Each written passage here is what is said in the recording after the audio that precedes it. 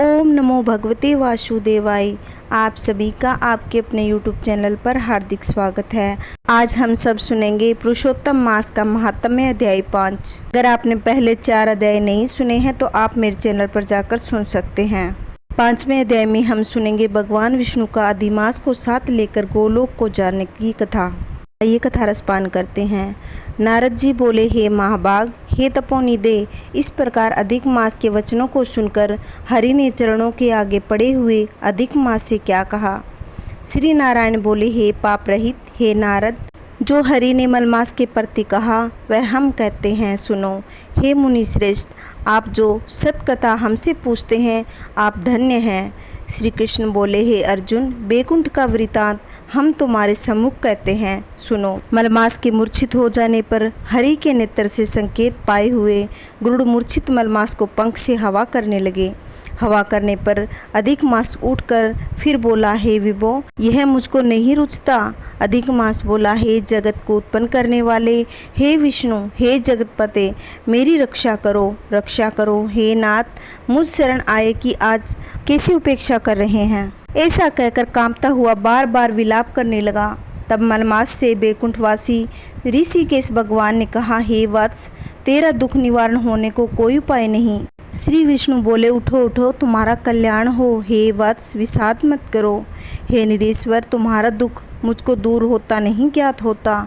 ऐसा कहकर प्रभु मन में सोचकर क्षण भर उपाय निश्चय करके पुण्य अधिमास से मधुसूदन बोले, हे वत्स, योगियों को भी दुर्लभ गोलोक है, वहाँ मेरे साथ चलो, जहाँ भगवान श्री कृष्ण पुरुषोत्तम ईश्वर रहते हैं।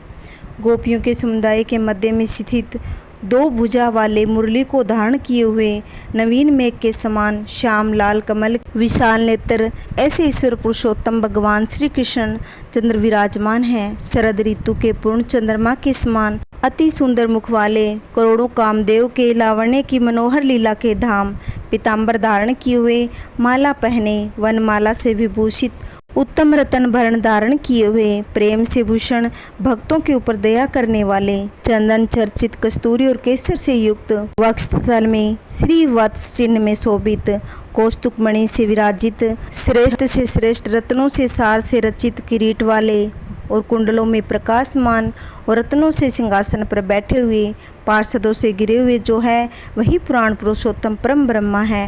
स्वेच्छामय ब्रह्मांड के बीज, सबके आधार परे से भी परे, निष्प्रिय है, निर्विकार, परिपूर्णतम प्रभु, माया से परे, सर्वशक्ति संपन्न, गुण रहित, नित्य शरीर, ऐसे प्रभु जिस गोलोक में रहते हैं वहाँ हम दोनों चलते हैं। वहाँ श्री कृष्ण चंद्र तुम्हारा दुख दूर करेंगे।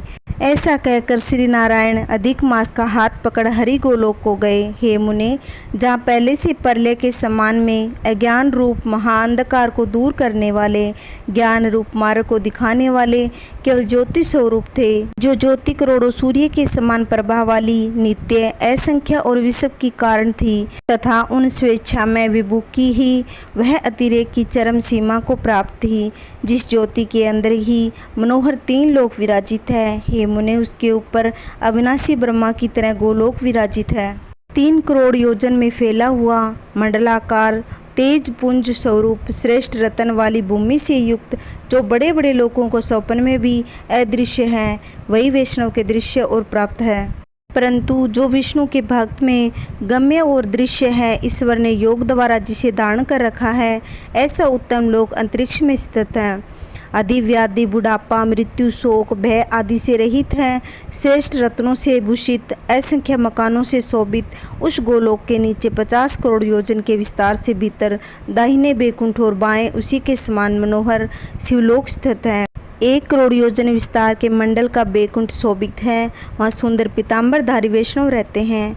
उस बैकुंठ के रहने वाले शंख, चक्र, गदा, पद्म धारण किए हुए लक्ष्मी से सहित चतुर्भुज है। उस बैकुंठ में रहने वाली स्त्रियां बसते हुए नुपुर और कर्दनी धारण की है, सब लक्ष्मी के समान रूपवती है। गोलोक के बाईं तरफ जो शिवलोक है उसका करोड़ योजन विस्तार है और वह प्रलय शून्य है, सृष्टि के पार्षदों से युक्त रहता है। बड़े भाग्यवान शंकर के गण जहाँ निवास करते हैं, शिवलोक में रहने वाले महादेव जी के गण सारे शरीर में भस्म रमाए और सर्पों के जनेऊ पहने, ललाट पर अर्धचंद्र धारे, जिनके मस्तक में शोभित हैं त्रिशूल और पटिशधारी, सब गंगा को धारण किए वीर हैं, सबके सब शंकर के समान जयशाली है। गोलोक के अंदर अति सुंदर एक ज्योति है, वह ज्योति परम आनंद को देने वाली, बराबर परम आनंद का कारण है। योगी लोग बराबर योग द्वारा ज्ञान चक्षु से आनंदजनक निराकार और पर से भी पर उस ज्योति का ध्यान करते हैं। उस ज्योति के अंदर अत्यंत सुंदर एक रूप है, जो कि नील कमल के पत्तों के समान श्याम, लाल कमल के समान नेत्र वाले, करोड़ों और करोड़ों कामदेव के समान सौंदर्य की लीला का समुद्र धाम, दो भुजा वाले मुरली हाथ में लिए, मंद हास्य युक्त पीताम्बर धारण किए, श्री वत्स चिन्ह में शोभित वक्षस्थल वाले, कौस्तुभमणि से शोभित, करोड़ों उत्तम रत्नों से जड़ित चमचमाते किरीट और कुंडलों को धारण किए, रत्नों से सिंहासन पर विराजमान, वनमाला से सुशोभित, वही श्री कृष्ण नाम वाले पूर्ण परम ब्रह्मा है। अपनी इच्छा से ही संसार को नचाने वाले, सबके मूल कारण के आधार पर से भी परे छोटी अवस्था वाले, निरंतर गोप वेश का धारण किए हुए, करोड़ों पूर्ण चंद्रों की शोभा से संयुक्त, भक्तों के ऊपर दया करने वाले, निष्प्रिय विकार रहित परिपूर्णतम स्वामी, रास मंडल के बीच में बैठे हुए शांत स्वरूप रास से स्वामी, मंगल स्वरूप, मंगल करने के योग्य, समस्त मंगलों के मंगल, ब्रह्मानंद के राजा, सत्य रूप, कभी भी नाश न होने वाले, विकार रहित, सब सिद्धियों के ईश्वर, सब सिद्धि स्वरूप और सिद्धि के देने वाले, प्रकृति से परे इंसान, निर्गुण, नित्य विग्रह, सब आदि स्वरूप, अव्यक्त, इंद्र आदि देवों द्वारा स्तुति किए गए, नित्य स्वतंत्र, अद्वितीय, शांत स्वरूप, भक्तों की शांति देने में परायण, ऐसे परमात्मा के स्वरूप को शांति प्रिय, शांत और शांति परायण को विष्णु भक्त है, वे ध्यान करते हैं।